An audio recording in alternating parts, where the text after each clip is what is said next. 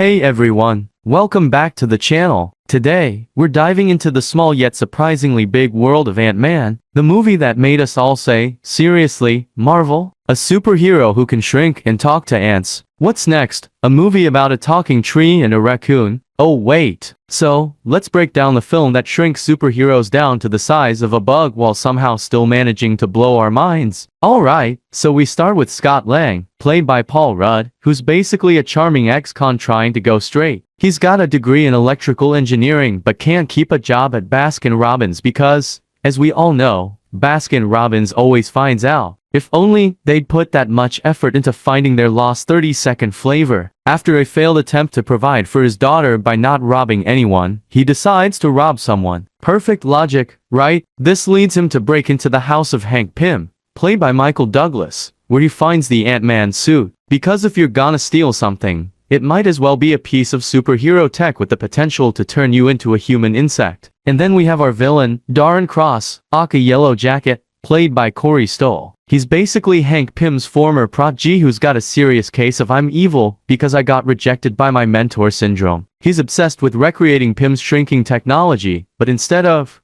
I don't know, using it to solve world hunger or transportation issues, he decides it's perfect for creating tiny death soldiers. Because nothing says world domination like a squad of murderous action figures. It's like if someone weaponized your childhood Joes and decided to take over the world with them. So, Hank and his daughter, Hope Van Dyne, played by Evangeline Lilly, decide to train Scott to become the new Ant-Man. This involves a crash course in ant communication, shrink fu, in learning to control his size-changing suit without accidentally ending up as a pancake.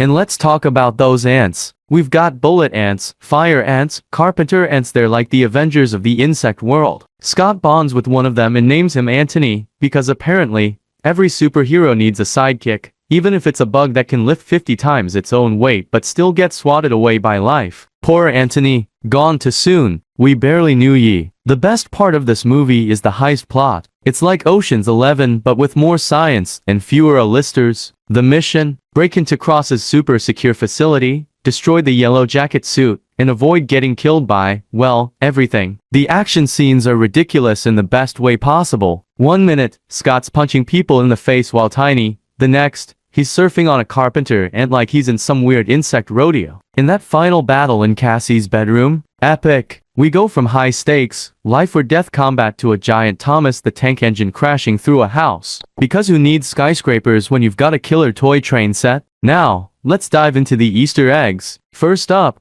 we've got that briefcase fight scene where Scott and Cross are shrinking and growing while an iPhone's playing Disintegration by The Cure. It's like Marvel's way of saying, even our soundtracks are full of puns. Also, check out the quick nod to Spider-Man when Luis is rambling about a guy who climbs walls. A little preview before Spidey officially joined the MCU in Civil War. And of course, there's the cameo from Falcon, played by Anthony Mackie. Because what's a Marvel movie without at least one Avenger showing up to remind you that this is all connected? Scott shrinks, dodges, and basically annoys Sam Wilson into submission. It's like Marvel's version of hazing the new guy. Then we have the Quantum Realm, which is like Marvel's acid trip version of Inception. Scott shrinks down to subatomic size, and suddenly we're in a kaleidoscope of weird visuals. It's visually stunning, sure, but it's also where logic goes to die. And this is a setup for, well, Allah. The Quantum Realm is basically Marvel's Pandora's box for hey, we need a plot device that can do literally anything. Time travel? Check. Alternate dimensions? Check. A convenient way to bring back Janet Van Dyne in a sequel? Double check. But the real charm of Ant-Man is its humor and heart. It's a superhero movie that doesn't take itself too seriously. You've got Paul Rudd's everyman charm, Michael P's scene-stealing stories that feel like a fever dream retold by a hyper-caffeinated stand-up comedian, and a whole lot of ridiculousness that makes it stand out in the MCU. Plus, the father-daughter relationship between Scott and Cassie is genuinely sweet. It's nice to see a superhero motivated by something other than saving the world like, you know, actually being a decent dad. And who knew a movie about a guy who talks to ants could be so touching? So there you have it. Ant-Man, a movie that took one of Marvel's weirdest heroes, shrunk him down, and still manage to deliver big laughs and big action. It's fun, it's quirky, and it's proof that sometimes, the best things really do come in small packages. Don't forget to like, subscribe, and hit that notification bell for more sarcastic reviews. What did you think of Ant-Man? Did it make you want to get your own shrinking suit, or just avoid stepping on any ants for a while? Let me know in the comments. Thanks for watching, and remember, sometimes, saving the world is just a heist away, and maybe a little help from your tiny insect friends.